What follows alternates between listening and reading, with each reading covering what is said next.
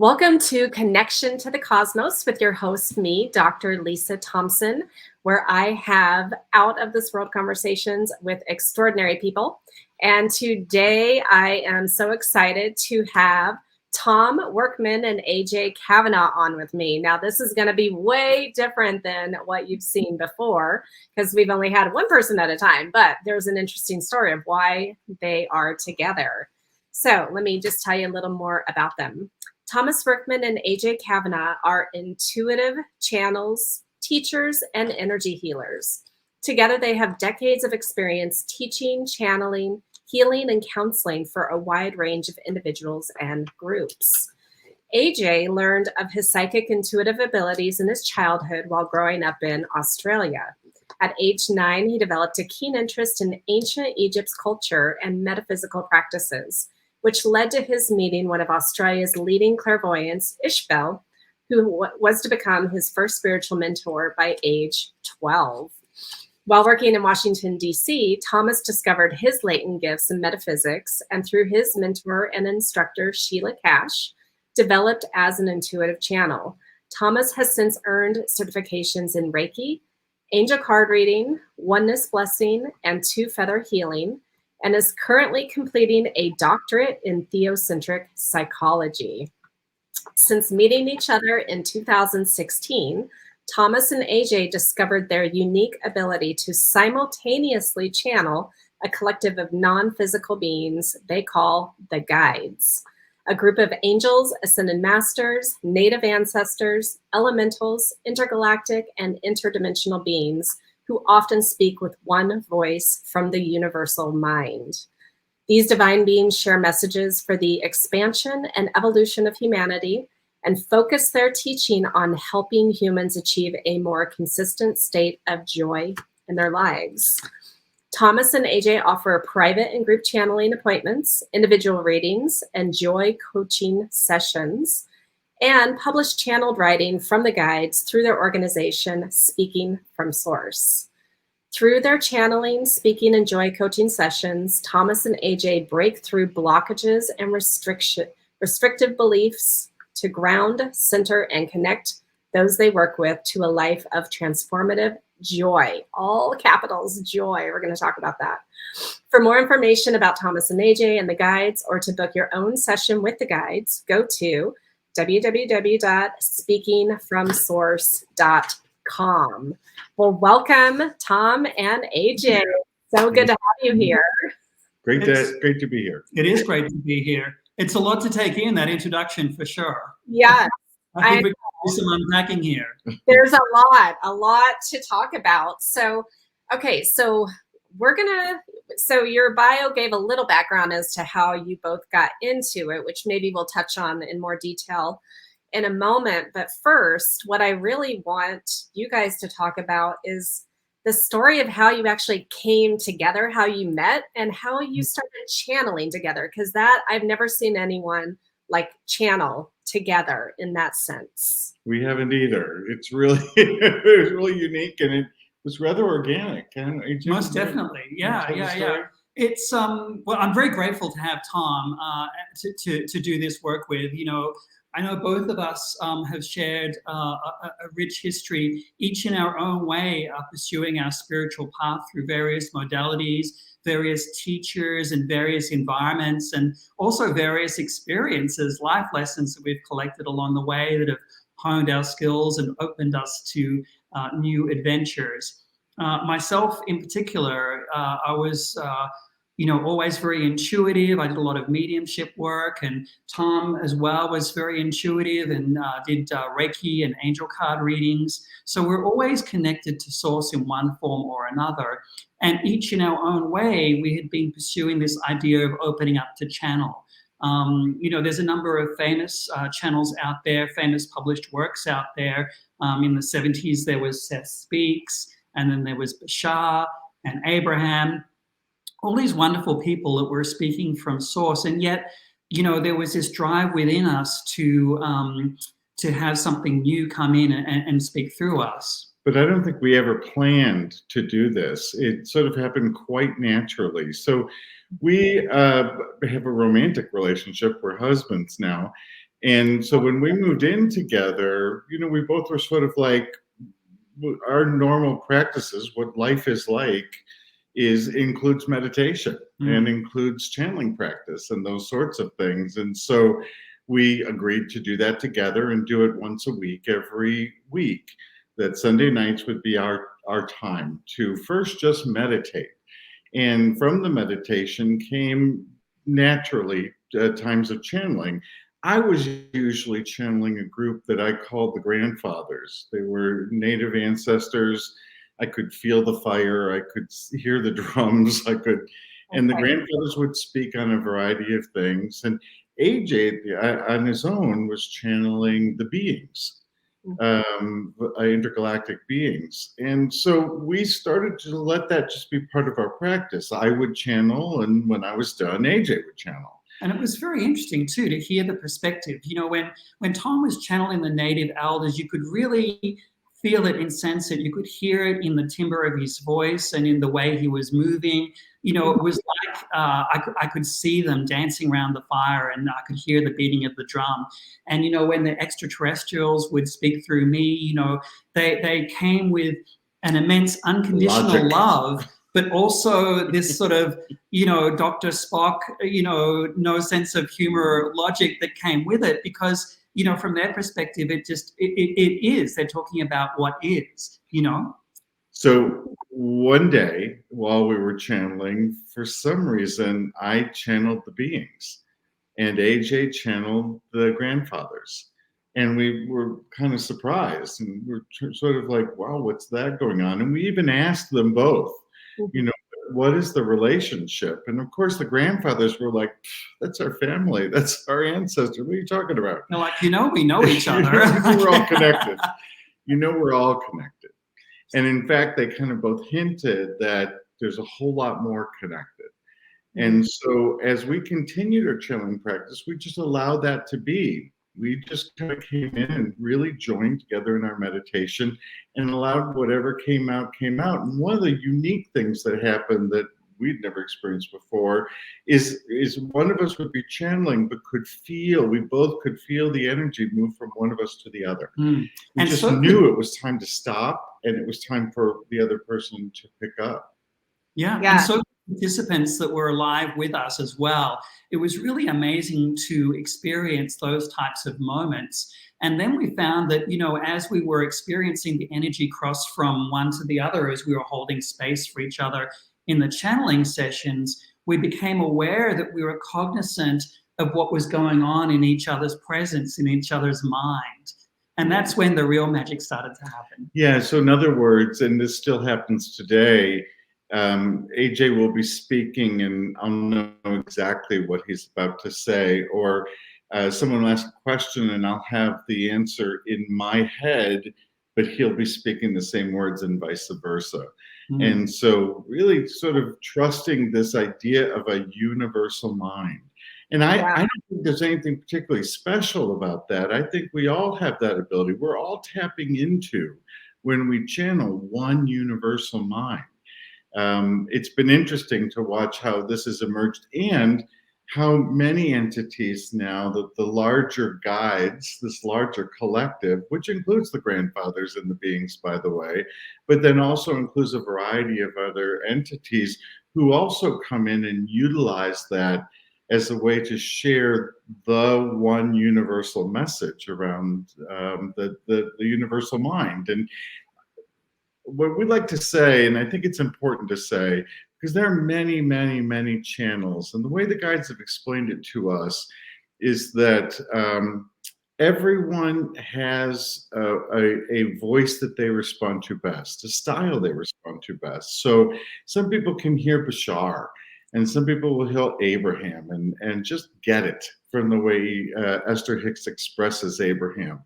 And other people will get it by hearing how Paul Selig expresses his guides, right? And the truth is there's one universal mind, but there's so many flavors. The guide said to our group the other day, we did a live group the other day, and they said there's one universal mind, but we all wear different shoes. I love that. And so I guess when they're expressing themselves through you, because you do have so many different kinds of entities that really are, I mean, it's all one thing, but they're expressing themselves differently. Number one, energetically, do you feel the difference in who's coming through you, like elemental versus a galactic versus a grandfather? And like, what's their voice? Like, why do they need to come through differently? Well, that's a really great question. And it's really interesting, you know, when you look at Source, if you imagine Source as a beautiful diamond has many different facets. It's one entity, but it has many different facets. And so when we speak of the collective guides as we know them, the elemental spirits, the ascended masters, your guides and loved ones, the grandfathers, the extraterrestrial beings, they are all on this diamond, as are we. We're all aspects of Source ourselves. And they're all expressing their unique perspective, their unique facet, their unique positioning, their unique viewpoint from their perspective, so that we can gain a larger impression of the whole. I don't know if you've heard that old elephant joke where there were 5 people blindfolded, and they're asked to describe what they're holding or what they're seeing in front of them. And one of them says, "I just got this big immovable mass in front of me." And another one says, "Oh, that's really strange. I just got this long stringy thing in front of me," you know. And another one says, "Well, I got this big round thing in front of me. I can put my arms around it," you know. And what they're describing, when you put it all together, is the elephant. But because they've all got their limited perspectives, so to speak, their viewpoints are quite different. And that's what makes this so rich and so unique, because it gives us a really fuller perspective of our place, of our aspect of the facet of Source that we come from. And so, you know, as the guides often say to us in our conversations, as we call them, that they get as much from the experiencing session as what we and the participants do. So it's a really loving sharing that goes on. But you know, it's interesting because sometimes, and I think the answer is expression. Whatever needs to be expressed, there are times when things are expressed in a very universal voice. It's really not distinguishable. And there are things that are expressed with specific personalities because we'll hear it better, right? Yeah. There are times the grandfathers come through because their humor is great and really needed for certain messages. And other times the ascended masters, who usually really mean business, are much more business, you know, get down to it. Let's just share the wisdom.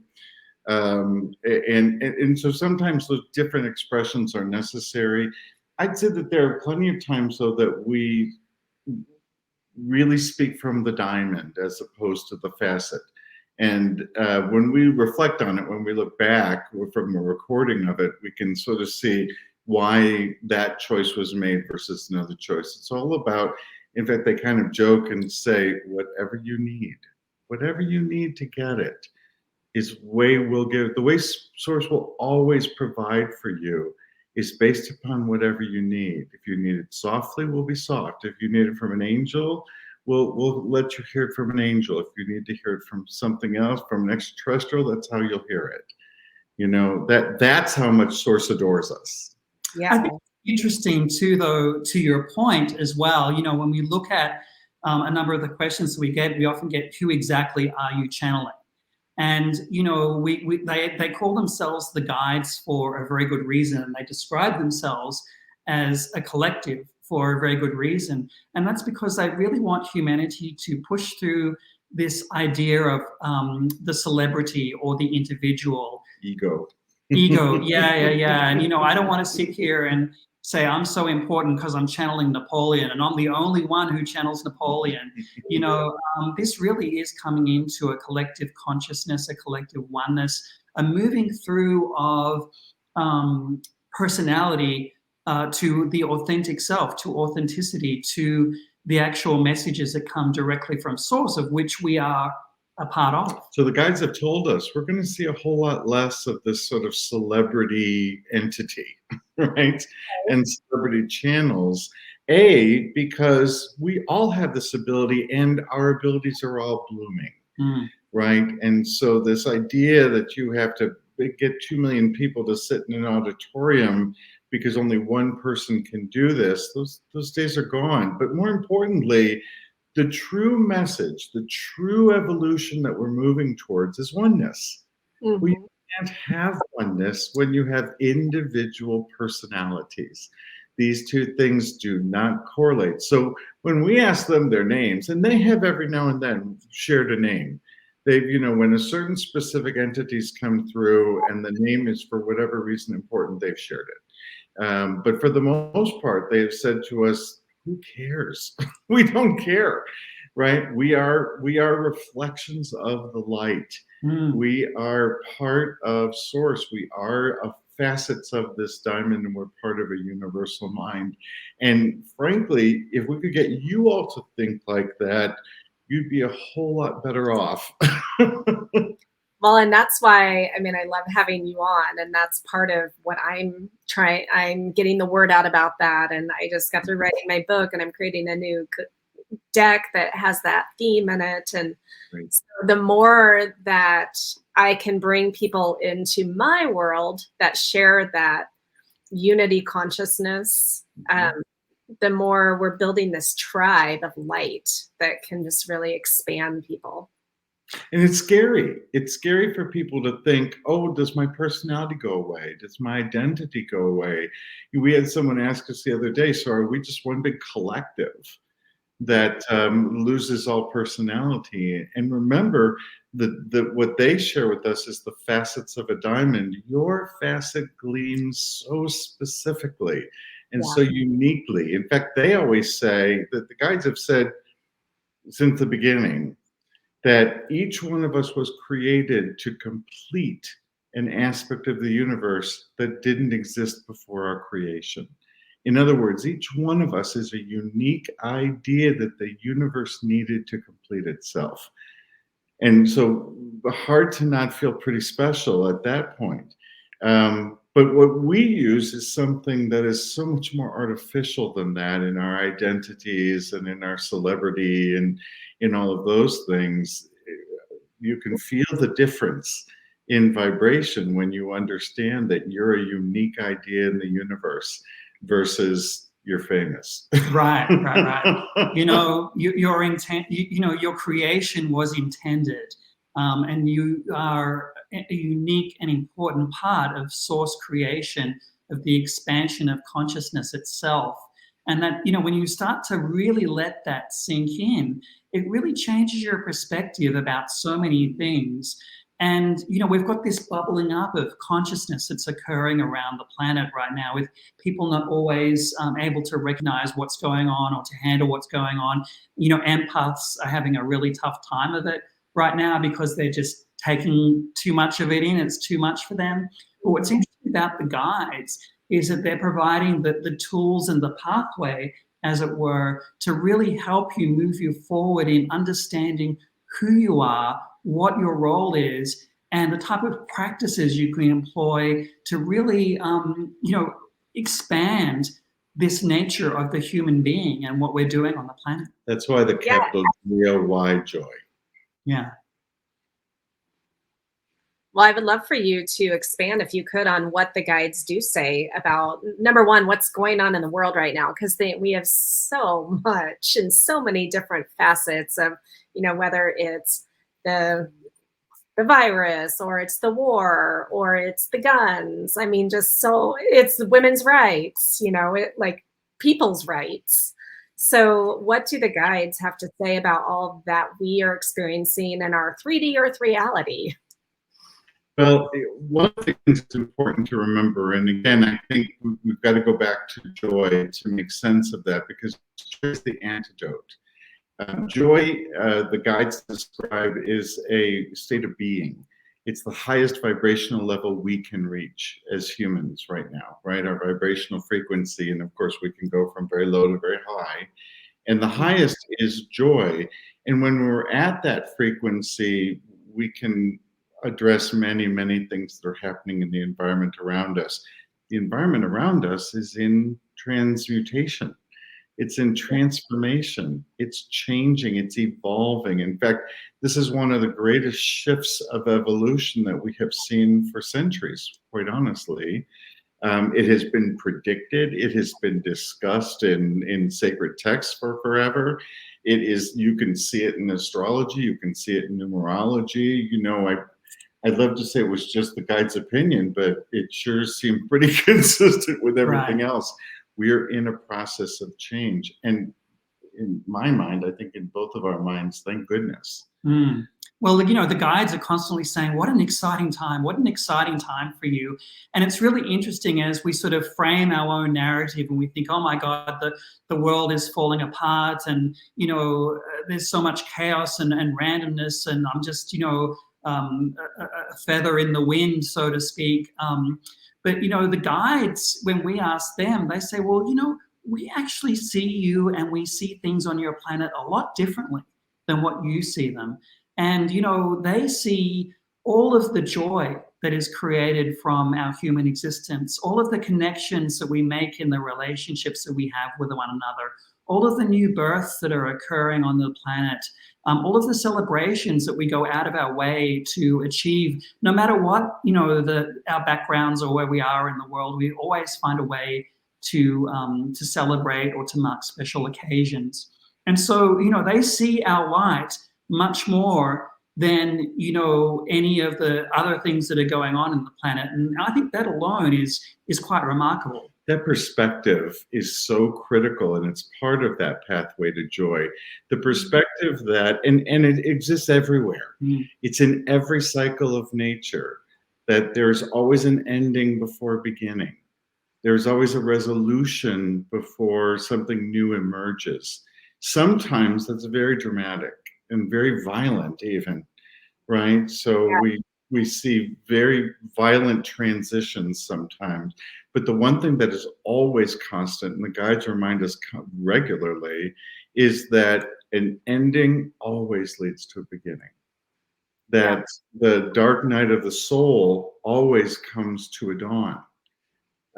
Always. And so, in fact, they've been so emphatic about that they say, your focus on the destruction, your focus on the things that you feel are going wrong is keeping you from seeing the transition and the new that is emerging, even in our lives, right? So we lose our jobs and we get all caught up in the loss of our jobs and what was wrong with me and what was wrong with them, and you know, who do I sue and who do I blame and all of that stuff. And the guides are like, no, we just created space for a whole new job. What are you talking about? we just opened you up for this wonderful new opportunity that you have been dreaming about, and by the way, asking about for quite some time. So it's a matter of focus, right? I mean, it's interesting. Again, the message is not even that unique. It's in tarot. Right? It's part of tarot, it's part of astrology, it's part of everything that we go through these cycles. And the guides are saying, it's quite a cycle right now, right? So hang on to your hats. There's a lot going on, there's a lot that's getting transitioned, and there's a depth of transition that's happening now.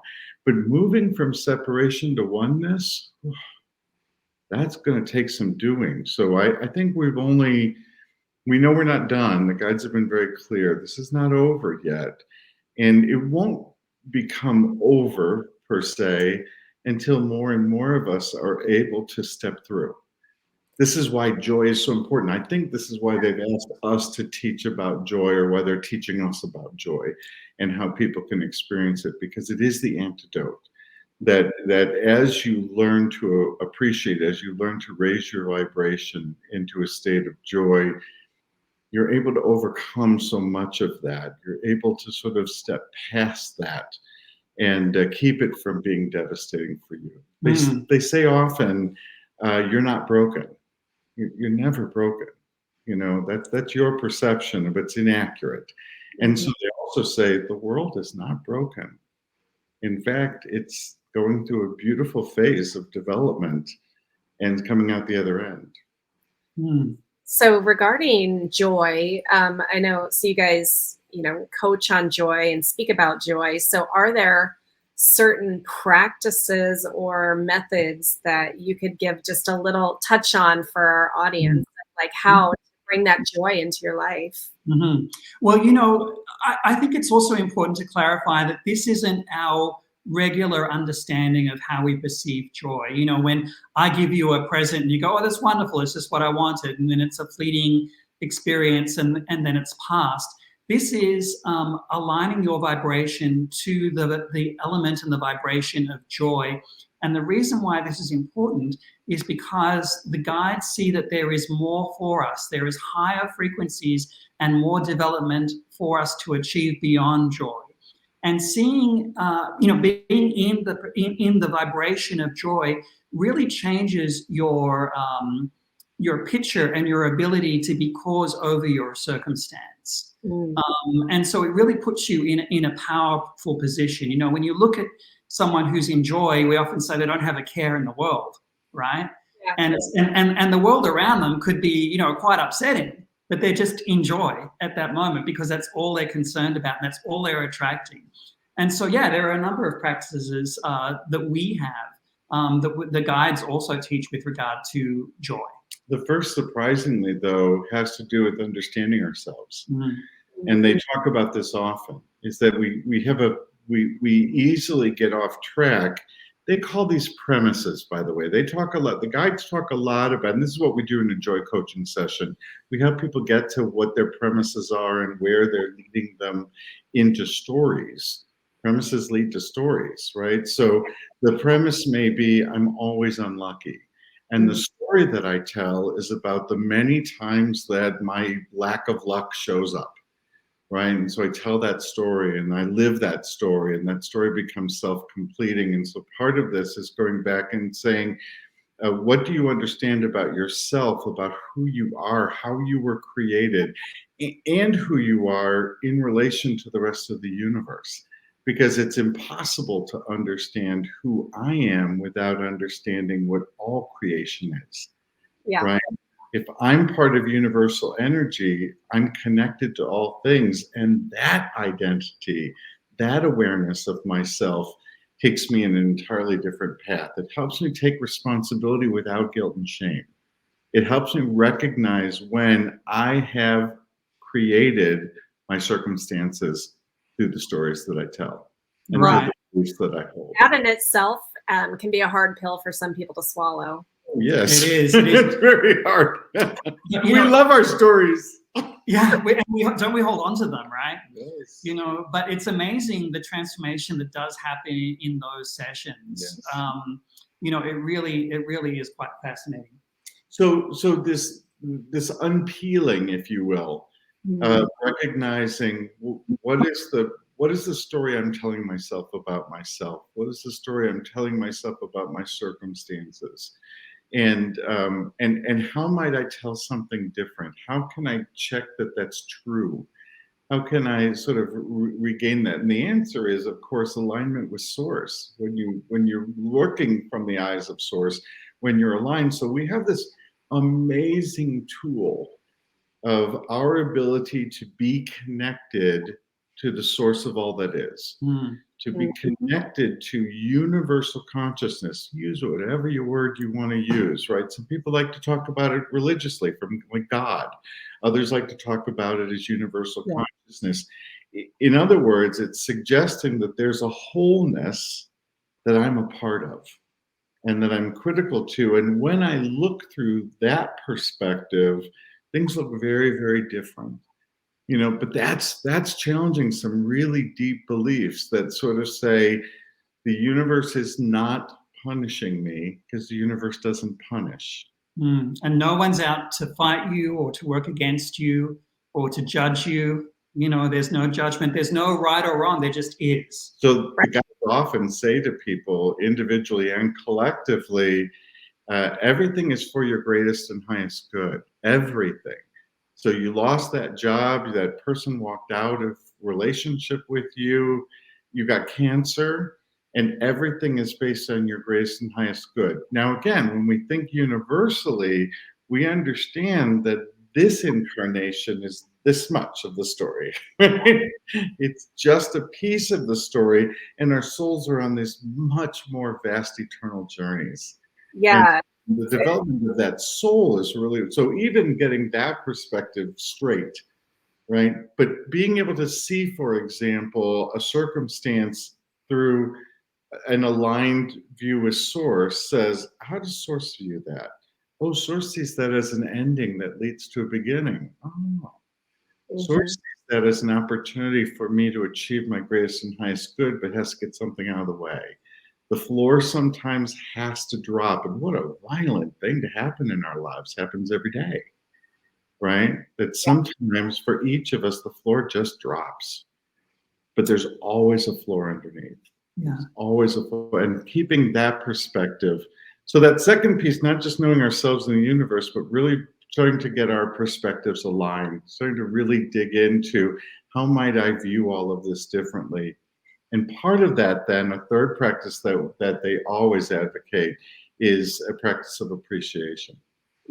Ability to constantly look for. So they play this game. They like to tell people to play this game. I've played this game for many years because of this advice from them. And that is to start every day by determining I'm going to find as many things that I can appreciate as possible today. I'm going to find as many things as I can. I'm going to set myself up for finding things that I appreciate. It's really interesting too. You know, sometimes the guides often will tell us, you know, why do you think you're on Earth with this miraculous planet, this beautiful biodiversity? You know, you're absolutely surrounded by joy. You know, just when you go out into a park and you see the wind rustle through the trees, or you go out and you see that first snowfall, or you go out and you see that beautiful sunshine. There's just joy all around us. Even, you know, the reason why we have our pets and animals is because they bring us this joy. They reinforce back to us this joy. And it really is interesting, you know, when we think to ourselves, well, how can we find joy? How can we align with joy? And yet we're in the ocean of joy. You know, we're surrounded by it all the time. It's just developing those practices to appreciate and to give gratitude. And appreciation is just consciousness, right? Really what they're saying is, because sometimes I think we think appreciation is work. I've got to be thankful, you know, and it kind of feels like drudgery. And that's not what they're saying. They're saying, no, just look at the things that are beautiful around you, that are naturally beautiful, right? I at one point in time had a loved one who was going through a really horrific medical situation. We were really quite worried. It was very touch and go for a while. And I remember just being so consumed by trying to manage everything and worry about them and take care of them and back and forth to the hospital and all of that, and just not knowing, you know, what was going to happen any minute. And I remember stepping outside, and the first thought that hit me, I know from Source, was, oh, what a beautiful day it is today. Wow, great. Feels great out here. Just those little opportunities to notice something of beauty, something that makes us feel good. You know, it could be our cat rubbing up against our leg. It could be the dog jumping on our lap. It could be really anything. But to make it a practice to notice those things. Yeah. Rather than to focus our attention on those things that don't cause us joy, that focus us in low vibration, negative emotion. Those two things are always connected. And if we spend all of our time finding attention, and you know how we love to sort of build our case, right? Yeah. No things suck for me. No things really suck for me, let me tell you. Right. Let me tell you all the things that suck in my life today. And rather than doing that, they have an opposite practice. Let me find 10 things that just felt good today. And then at the end of the day, it's the second part of the game, is that as I'm lying in my bed, that I take a moment and I recount what were those things that I found today. And I just account for every one of them. And what a wonderful way to go into sleep. But it's interesting too, you know, when you look at the practices involved, choice making is a big element of that, and looking at the choices that we make. And one of the beautiful things that the guides always say to us over and over again, if you don't like your circumstance, if you don't like where your life is at right now, you know, you have the ability to choose. And you have the ability to choose, and the ability to choose, and the ability to choose, and to choose again. And that's a really wonderful thing to have in your back pocket, because the guides often will say, you know, we think that in terms of spiritual development or our expansion, that we have to go through hardship, or we have to grow through sacrifice, or we have to learn our lessons the tough way, or, you know, the floor has to drop before the new floor is revealed, which is very true. I mean, we've all experienced that. But the guides also delightfully say that, you know, the lessons we learn through joy are equally as valid, as important as the lessons we might learn through hardship, denial, or suffering. And so, which would you rather choose? And so therein is the lesson, you know, to be mindful to make better choices. The ultimate choice. Will I focus on the negative, or will I focus on the positive, the light or the dark? Yeah. Right. Knowing that these two things are intricately linked, I can't appreciate one without the other. And so rather than constantly fighting and trying to resist this floor dropping out, or whatever the circumstance is, COVID or wars in other countries or bad politics or whatever is going on that's causing me anxiety, that I can recognize there's something that's giving me. There's a gift that's being provided for me, and that I'm sure going to go find it. I'm going to look for it, and Source is no problem helping you find it. Your guides are constantly trying to remind you and show you. In fact, I think the way they've shown us, guides, the way guides work in our lives, is that they are constantly sort of going, look there, look there, look at it, look at that, look at that, look at that, look at that, look at that. Yeah. And trying to show us choices and opportunities. To get there, you have to sort of, again, release this idea that you're broken, that you need to be fixed, that there's something wrong with you, and that you're worthy of punishment, or that really you're unworthy. Or that you don't have the power or ability within you for that transformational change. You know, one of the things that came to me in my early spiritual practices, and we certainly understand that, you know, people are going through a lot right now. They're dealing with an awful lot of things, and that's not to be minimized. I mean, we really feel that. But the guides have also said that, you know, you're not placed in a circumstance for which you were designed to fail. You're actually placed in a circumstance where you're designed to expand and to grow and to succeed and to be stronger than you've ever been before. And the reason you have your circumstance is because you're able to handle that. And just that idea alone is transformative. But remember, that's an eternal journey. You know, we sometimes, again, think, well, that wasn't true for me here. The cancer got me. Yeah. Or got my loved one, or I lost my house and never regained. I was homeless, right? Or I didn't see it resolved. We kind of think of this as a fairy tale story, and that's not what they're saying to you. They're saying very simply, the universe can only create and expand. Mm-hmm. It's so important for you to understand the universe when you understand yourself, is because you recognize that your guilt or your shame or your belief that something is out to get you is actually not consistent with the way the universe works. The universe never punishes. In fact, a phrase we've used for years is the universe never says no. Now, sometimes that's not a great thing. Right, yeah. We know plenty of people in circumstances. Careful what you wish for. Because, you know, if you spend a lot of time thinking about, I'm going to get sick, I'm going to get sick, I'm going to get sick, the universe never says no. It's not going to judge you. Okay, I guess you want to be sick. Here we go. That's what you're focusing on. That's what you're attracting. And it's just the adjustment of your own vibration that's doing it, right? I mean, it's really just something that simple. You just law of attraction. It is a real thing. It really does exist. In fact, we can kind of make more out of it than we need to. It's just the way it works. So our thinking much more about, wait a minute. The universe doesn't work that way.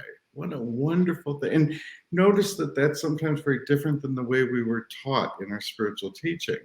I've heard very spiritual people, not just religious, but spiritual people, sort of talk as if the universe was punishing them. And everything the guides have told us is that that's just not true. And if you look at the nature of the universe, right, we know one thing: the universe is expanding. It's never imploded. It only keeps growing. Science knows that right? We've seen it, that the universe only expands, and so that's our clue. There's only expansion. Now, again, expansion sometimes is very uncomfortable. It is. Yeah, Can very be. uncomfortable. Well, That's we correct. see it in ourselves too. I mean, our time here on Earth is referred to as growth, and we have our own periods that we go through, which can be awkward or uncomfortable or painful, that we all experience as well. But we also have those elements of joy and say, look what I can do now. Look who I can be now. Look what I can experience now. Mm-hmm. Well, and I think it's, I mean, what you said a little bit earlier about, we all have choices. We all get to make a new choice. And just even one small little choice that you make can lead you in a whole new, beautiful direction. And so I'm a really good example of continuously making choices, because I made a choice to now be in my 4th career doing this. I made a choice to be with my 3rd husband. I made a choice to live in Hawaii instead of rainy Washington State. So, yes. But what's interesting in your choices is see how they were all aligned to your personal joy. Isn't that fascinating?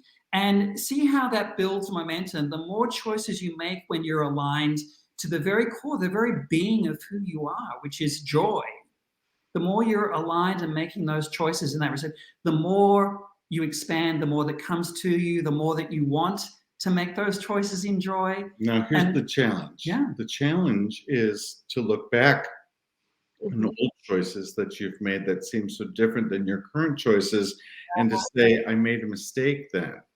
Because you couldn't have made the most recent choice that you've made without those other choices.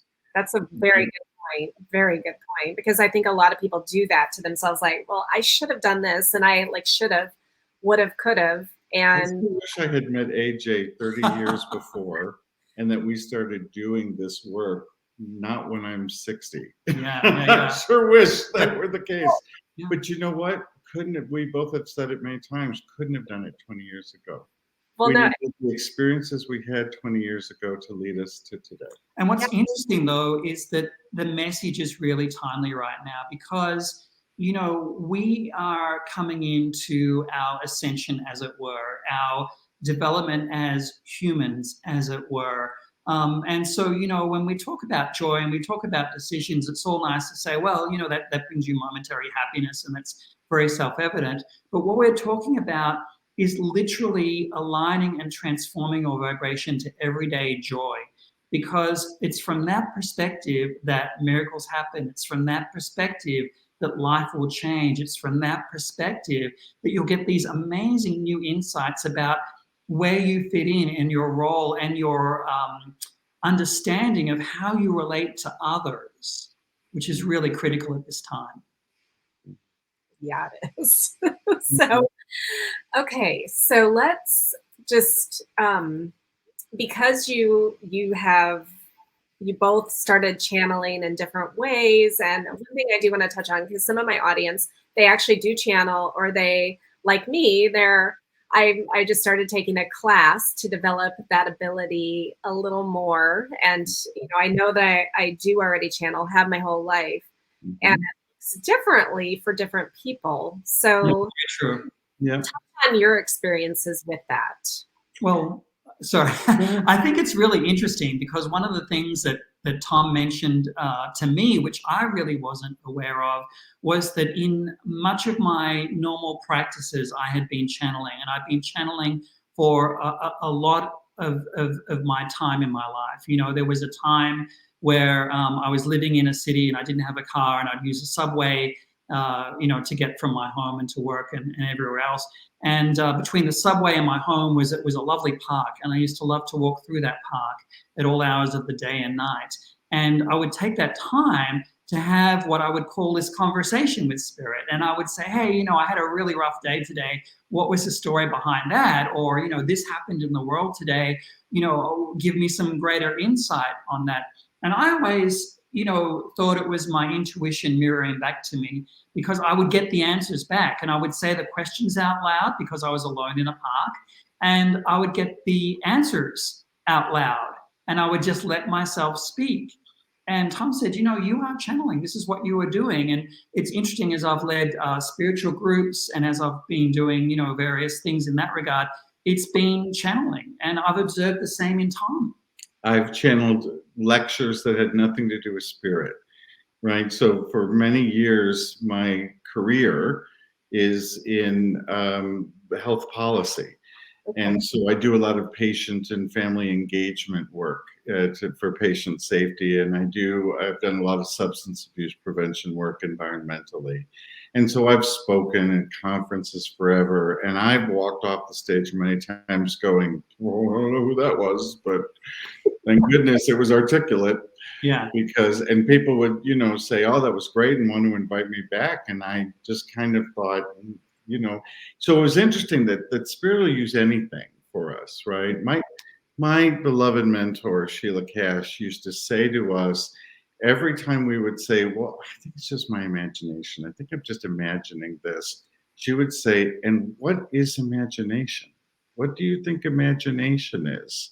A little voice in your head, a little picture in your head sounds a lot like channeling to me, right? And so for me, it was, I did something not in a park. I did it in the privacy of my own home. I go out on my patio every night, and I would find myself giving these elaborate monologues, and again, had to sort of figure out. No audience, just to yourself.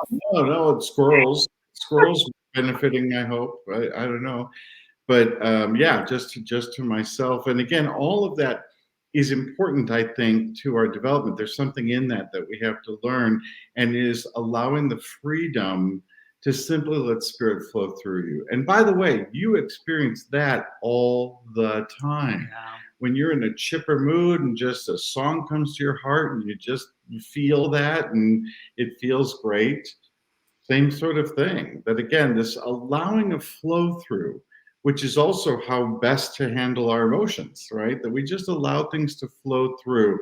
We open ourselves up, but that means that we have to sort of separate from ego, not worry about performance, allow ourselves just to let it through. And that was hard for me. When I started, I was in a channeling circle. And in fact, I was invited into the channeling, so I was part of a psychic development group. That I kind of felt like, yeah, I think I have some abilities there. But then they invited me to a channeling group, and I'm like, okay, let's see how this goes. And, you know, I would flinch, I would kick, I would do all kinds of things. And finally, facilitator stopped and said, okay, I know, entity, whoever you are, you're trying so hard and he's resisting so much. Keep at it, he'll get it, he'll get there. And sure enough, out came this entity. And it was just my releasing and letting go and allowing for that same flow that I felt comfortably in my back patio, right? When I was by myself. And the difference is that audience, the differences. And so we really, the more that we sort of focus, and I think this is why those other practices, I say this a lot because I really believe it. There's talents, there's gifts, right, that we all have. And then there's mastery. And these two things are different. And so sometimes we just rely on our gifts. I'm not sure that's always enough for us. I have met some amazing people who've used their psychic or their mediumship or their channeling gifts, but they've honed them. They've developed a protocol, as I call it. They sort of know how to get themselves to pull away from all the other stuff that's in their head, how to sort of separate a little bit from ego and identity and performance and all that other sort of stuff. They know when they're aligned and they can feel when they're aligned. They've sort of set up those circumstances and situations that enable that to happen. And I know both AJ and I really had to learn how to do that. We have a over elaborate process. The guides have actually said to us, enough, boys, enough. You don't need to light another candle, don't need to ring another gong. We're right here. Let's go. Yeah. But that does come through regular practices and regular alignments. There's that old story of, someone trying to, a medium trying to contact the other side, and they say, is anybody out there, and you don't want anybody, if you want a doctor to deal with you. You don't want any kind of doctor to deal with you. You want a specialist. You want an expert in his field, And it's the same with us and the guides. We have worked in establishing our processes and our protocols to attract the truest and the highest and the best. And that's why we have this high vibration speaking from source, as we call it, that works, for us. And the relationship with these guides, this collective, is something we work on, right? So we have a dedicated room. That's where we're broadcasting from, that we call our temple. It's a separate room in our home that is only used for our spiritual work. It's only used for channeling. It's only used for meditation. It's only used for those sorts of things. It's got an altar on one side. It's got all kinds of crystals and artifacts and whatnot. And again, do you have to go get a room? No, that's not at all. But part of our protocol was we want a separate place where the energies stay high, and that is easier. It's just easier when we're here to connect with those energies, because the vibration is already kept so high in the room, right? And so finding your space and creating your space is important, because you're either going to make it harder for you. I mean, imagine trying to channel while you're in the middle of a traffic jam. It's just not going to work well. Dangerous, by the way. Yeah, it is. I mean, but people do that, as we know. But I mean, that's because they've established that protocol, they've established that space, and they've secured that space, as it were. So, it really is important to develop your practices and your protocols. And especially if you're an empath right now, it's especially important that you're really thinking through your protocols, that you're finding where you're going to protect yourself, that you're able to, for many empaths, simply learn how to say, not mine, and how to let go of and let flow through and separate, and that yourself, so make sure you're not set up in circumstances that are going to be harder for you. To do that, right? That there are ways that you can sort of, again, to establish a protocol to make that a little bit easier. So we're big fans of that and think it's worth the investment, and it has been for us, worth the investment to sort of, now it's much faster, it's much easier. We can feel the guides, we know when they're around. Yeah. So I do have a question regarding when they first came into you. So you had the grandfathers, and AJ, you had more of the galactic ETs. So did they choose you, or did you choose them? Well, that's a really good question, and I think, once again, when we look at all of our relationships, whether it be people that say, my mum passed away 12 years ago and I always feel my mum really close, or I've always had an affinity with, Archangel Michael, or, I'm simply close to God. These are all of the relationships. These are all of the way source and spirit works through you. And so, some people are terrified of the prospect of aliens and extraterrestrial life, and they're obsessed about, being abducted or being taken over, and yet others have a natural affinity to say, hey, they're just part of the galactic family. They're just part of consciousness. They're sentient, loving beings.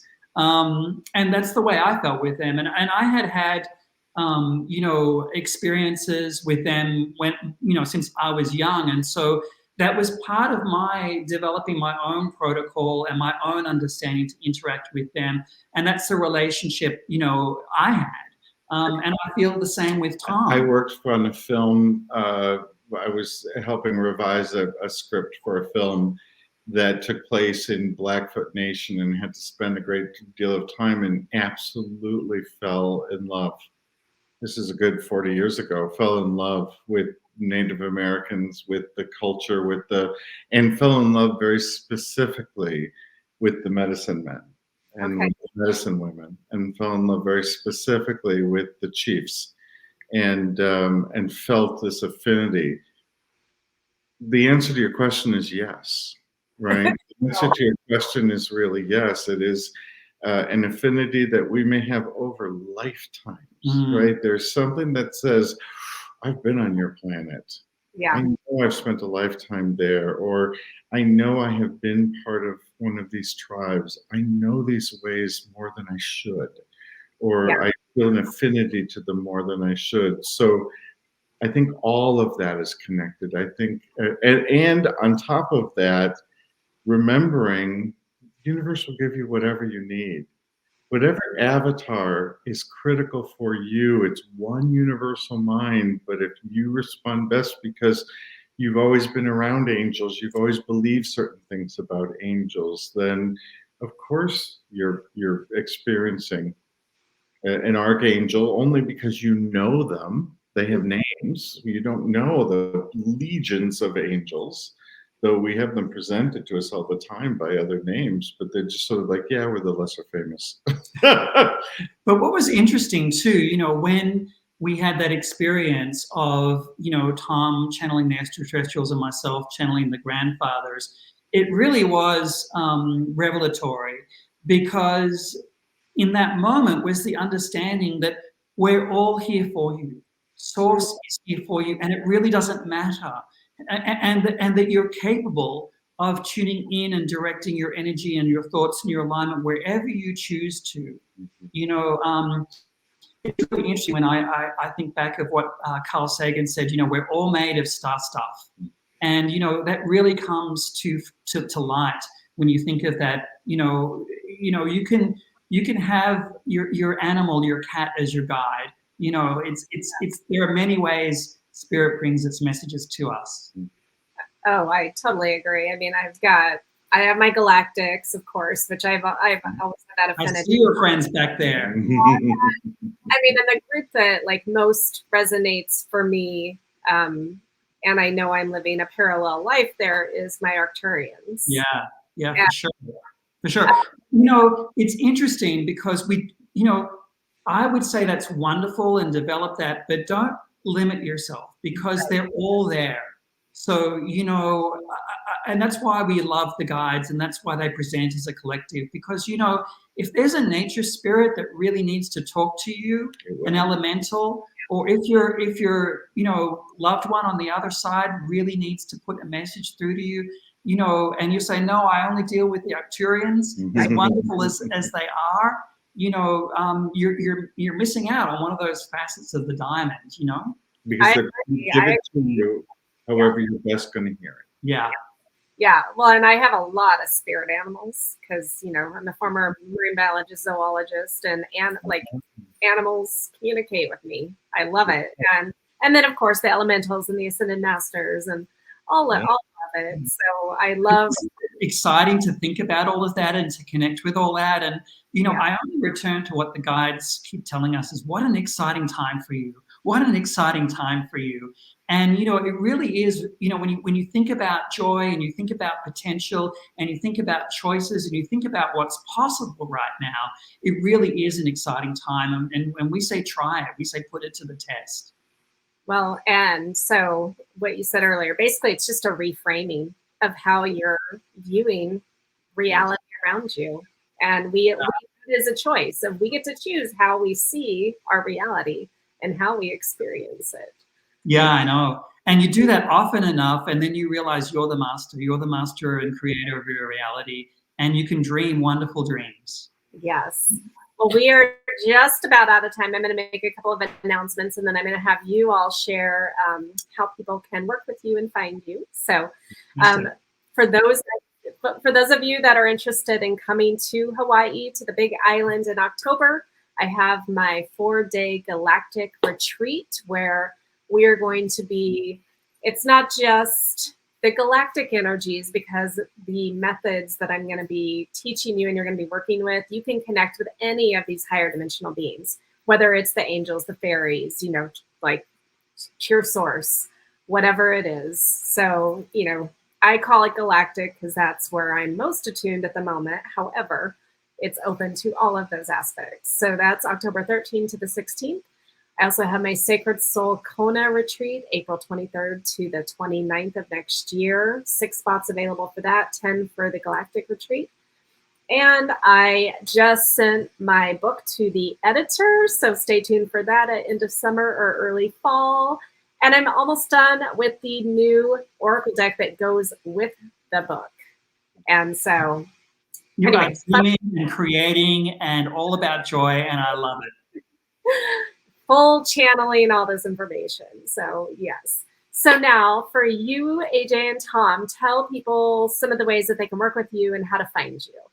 Go to the website. That's really the very best way. When you're on the website, you can sign up for a weekly email called Wisdom Wednesdays, and that's just a short quote from the guides that we've taken from all of our channeling, and that can come right to your mailbox. It's rather inspirational. They choose several times. We were just about to send something out, and they went, no, wrong message this week. Here's what you got to say. So there's that. There's also, we do once a month something we call Conversations with Source. It's online, and so anyone from anywhere can be a part of it. And we have people all over the world who attend. And it's simply a chance. We keep the group small. It's about 15 per month. We have one of those coming up this coming Sunday. Okay. This weekend, always at 1 o'clock Pacific, 4 o'clock Eastern. And you can go online and it's like $25 to be part of it. It's usually about an hour. The guides usually begin with some general messages, but they always take questions. And they want a conversation. So that's why we keep the group small, so that people can really participate. Yeah. And so there's that opportunity. And then you'll see that there are ways that you can work with us privately, one-on-one. We have a couple different offerings there, and that's on our private events page. Yeah. Page. Okay. And you are based in the Phoenix area, Phoenix, Arizona area. Yes. Because I have people that watch this that live in Arizona. And Great. Phoenix, so yeah. Great. We do events around the local area. And so you can go on our website and see all of those that are coming up. And we usually feature them as well, just as reminders on our Wisdom Wednesdays. So that's another great way to sort of keep in touch with us. And your website is speakingfromsource.com. That is it. Okay. So thank you so much for being here with me. And thank you to those of you watching either live or on the replay. And until next time, I will see you again. Aloha. Aloha. Thank you so much.